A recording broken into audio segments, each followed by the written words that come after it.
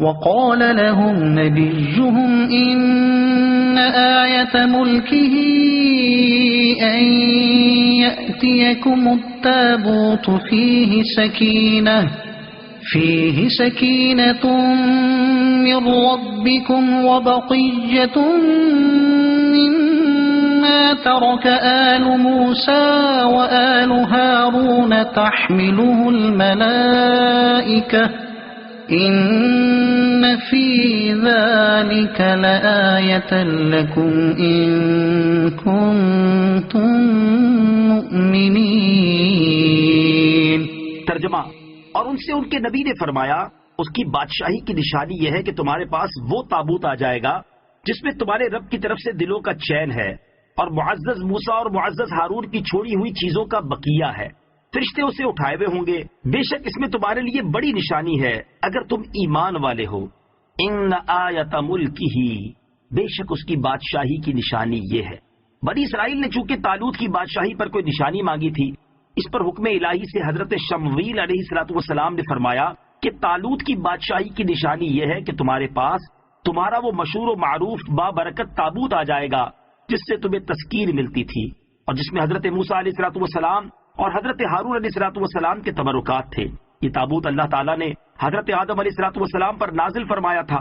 اس میں تمام انبیاء کرام علیہ السلام کی تصویریں تھیں اور ان کے مکانات کی تصویریں تھیں، اور آخر میں حضور سید الانبیاء صلی اللہ تعالی علیہ وسلم کی اور حضور پر نور صلی اللہ تعالی علیہ وسلم کے مقدس گھر کی تصویر ایک سرخ یاقوت میں تھی، جس میں آپ علیہ السلام نماز کی حالت میں قیام میں ہیں اور آپ علیہ السلام کے ارد گرد آپ کے صحابہ کرام رضی اللہ تعالی عنہم موجود ہیں۔ حضرت آدم علیہ السلام نے ان تمام تصویروں کو دیکھا۔ یہ صندوق نسل در نسل منتقل ہوتا ہوا حضرت موسیٰ علیہ السلام تک پہنچا۔ آپ اس میں توریت بھی رکھتے تھے اور اپنا مخصوص سامان بھی۔ چنانچہ اس تابوت میں توریت کی تختیوں کے ٹکڑے بھی تھے اور حضرت موسیٰ علیہ السلام کا عصا اور آپ کے کپڑے اور آپ کی نالین شریفین اور حضرت ہارون علیہ السلام کا عمامہ اور ان کی عصا اور تھوڑا سا من جو بنی اسرائیل پر نازل ہوتا تھا۔ حضرت موسیٰ علیہ السلام جنگ کے مواقع پر اس صندوق کو آگے رکھتے تھے، اس سے بنی اسرائیل کے دلوں کو تسکین رہتی تھی۔ آپ علیہ السلام کے بعد یہ تابوت بنی اسرائیل میں چلتا آیا۔ جب انہیں کوئی مشکل درپیش ہوتی تو وہ اس تابوت کو سامنے رکھ کر دعائیں کرتے اور کامیاب ہوتے، دشمنوں کے مقابلے میں اس کی برکت سے فتح پاتے۔ جب بنی اسرائیل کی حالت خراب ہوئی اور ان کی بدعملی بہت بڑھ گئی اور اللہ تعالیٰ نے ان پر عمالقہ کو مسلط کیا تو وہ ان سے تابوت چھین کر لے گئے اور اس کو نجس اور گندے مقامات میں رکھا اور اس کی بے حرمتی کی، اور ان گستاخیوں کی وجہ سے عمالقہ کے لوگ طرح طرح کے امراض و مصائب میں مبتلا ہو گئے۔ ان کی 5 بستیاں ہلاک ہو گئیں اور انہیں یقین ہو گیا کہ تابوت کی توہین و بے ادبی ہی ان کی بربادی کا باعث ہے۔ چنانچہ انہوں نے تابوت ایک بیل گاڑی پر رکھ کر بیلوں کو چھوڑ دیا اور فرشتے اسے بنی اسرائیل کے سامنے طالوت کے پاس لائے، اور چونکہ اس تابوت کا آنا بنی اسرائیل کے لیے طالوت کی بادشاہی کی نشانی قرار دیا گیا تھا، لہٰذا بنی اسرائیل نے یہ دیکھ کر طالوت کی بادشاہی کو تسلیم کر لیا اور بلا تاخیر جہاد کے لیے آمادہ ہو گئے، کیونکہ تابوت کے آنے سے انہیں اپنی فتح کا یقین ہو گیا۔ طالوت نے بنی اسرائیل میں سے 70,000 جوان منتخب کیے، جن میں حضرت داؤد علیہ السلام بھی تھے۔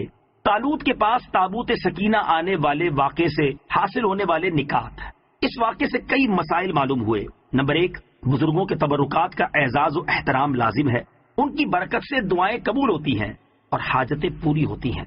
نمبر 2، تبرکات کی تعظیم گزشتہ انبیاء علیہ السلام سے چلتی آ رہی ہے۔ سورہ یوسف میں بھی حضرت یوسف علیہ السلام کے کرتے کی برکت سے حضرت یعقوب علیہ السلام کی آنکھوں کی روشنی درست ہونے کا واقعہ مذکور ہے۔ نمبر 3، تبرکات کی بے ادبی و گستاخی گمراہ لوگوں کا طریقہ ہے اور بربادی کا سبب ہے۔ نمبر 4، جب تبرکات کی گستاخی گمراہی اور تباہی ہے تو جن ہستیوں کے تبرکات ہوں ان کی بے ادبی اور گستاخی کس قدر سنگین اور خطرناک ہوگی۔ نمبر 5، اللہ تعالیٰ کے پیاروں سے نسبت رکھنے والی ہر چیز بابرکت ہوتی ہے، جیسے تابوت میں حضرت موسیٰ علیہ السلام کے نالین شریفین یعنی پاؤں میں پہننے کے جوڑے بھی برکت کا ذریعہ تھے۔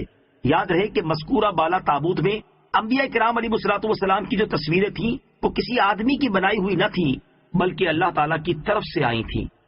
فلما فصل طالوت بالجنود قال إن الله مبتليكم بنهر فمن شرب منه فليس مني ومن لم يطعمه فإنه مني إلا من اغترف غرفة بيده فشربوا منه إلا قليلا منهم فلما جاوزه هو والذين آمنوا معه قالوا لا طاقة لنا اليوم بجالوت وجنوده قال الذين يظنون أنهم ملاقو الله كم من فئة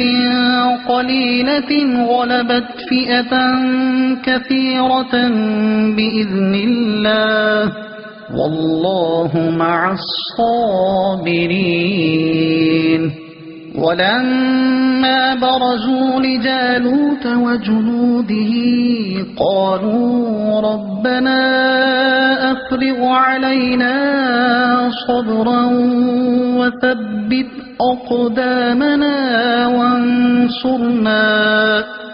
وانصرنا على القوم الكافرين.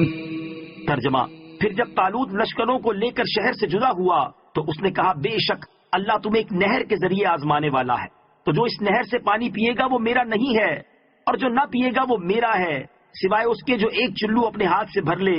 تو ان میں سے تھوڑے سے لوگوں کے علاوہ سب نے اس نہر سے پانی پی لیا. پھر جب طالوت اور اس کے ساتھ والے مسلمان نہر سے پار ہو گئے تو انہوں نے کہا ہم میں آج جالوت اور اس کے لشکروں کے ساتھ مقابلے کی طاقت نہیں ہے. لیکن جو اللہ سے ملنے کا یقین رکھتے تھے انہوں نے کہا بہت دفعہ چھوٹی جماعت اللہ کے حکم سے بڑی جماعت پر غالب آئی ہے اور اللہ صبر کرنے والوں کے ساتھ ہے. پھر جب وہ جالوت اور اس کے لشکروں کے سامنے آئے تو انہوں نے عرض کی اے ہمارے رب ہم پر صبر ڈال دے اور ہمیں ثابت قدمی عطا فرما اور کافر قوم کے مقابلے میں ہماری مدد فرما. فلما فصل طالوت بالجنود پھر جب طالوت لشکروں کو لے کر شہر سے جدا ہوا. اب جس جہاد کا تذکرہ چلتا آ رہا ہے اس کے واقعات کا بیان ہے. طالوت اپنے لشکر کو لے کر بیت المقدس سے روانہ ہوا. کیونکہ بنی اسرائیل کا یہ سفر جہاد سخت گرمی میں تھا، لہذا جب گرمی کی وجہ سے مجاہدین کو سخت پیاس لگی تو طالوت نے انہیں خبر دی کہ ان قریب ایک نہر آئے گی، مگر یہ تمہارے امتحان کا وقت ہے، اس میں سے پانی نہ پینا. طالوت یہ سب کچھ حضرت شمویل علیہ السلام کی وحی کی بنا پر کہہ رہے تھے. چنانچہ کہا کہ اس نہر سے پیٹ بھر کر پانی نہ پینا، کیونکہ جو اس نہر سے زیادہ پانی پیے گا وہ میری جماعت میں نہیں رہے گا، کیونکہ یہ ان کے لیے امتحان مقرر فرمایا گیا تھا کہ شدید پیاس کے وقت جو حکم کی تعمیل پر ثابت قدم رہے گا وہ آئندہ بھی ثابت قدم رہے گا اور سختیوں کا مقابلہ کر سکے گا، اور جو اس وقت اپنی خواہش سے مغلوب ہو کر نافرمانی کرے گا وہ آئندہ کی سختیوں کو کیسے برداشت کرے گا. صرف چلو بھر چند گھونٹ پی لینے کی اجازت تھی، سیر ہو کر پینا منع تھا. پھر جب وہ نہر آ گئی تو لوگوں کی اکثریت امتحان میں ناکام ہو گئی اور انہوں نے جی بھر کر پانی پیا. صرف 313 افراد ثابت قدم رہے. انہوں نے صبر کیا اور انہوں نے ایک چلو پر گزارا کر لیا. اس سے ان کے دل اور ایمان کو قوت حاصل ہوئی اور وہ سلامتی سے نہر سے گزر گئے، جبکہ جنہوں نے خوب پیا تھا ان کے ہونٹ سیاہ ہو گئے، ان کی پیاس اور بڑھ گئی اور وہ بزدل ہو گئے. اور جب انہوں نے جالوت کے لشکر کی کثرت و طاقت کو دیکھا تو کہنے لگے کہ آج تو ہم ان جالوت اور اس کے لشکر کے ساتھ نہیں لڑ سکتے.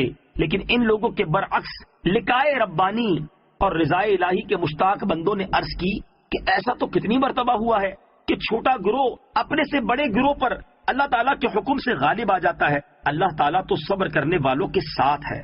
چنانچہ پھر جب لشکر آمنے سامنے ہوئے تو لشکر مومنین کے ثابت قدم مجاہدوں نے بارگاہ الہی میں دعا کی کہ اے اللہ ہمیں دشمن کے مقابلے میں میدان جنگ میں صبر کی توفیق دے اور ہمیں ثابت قدمی نصیب فرما اور کافروں کے مقابلے میں ہمیں اپنی حمایت و نصرت عطا فرما.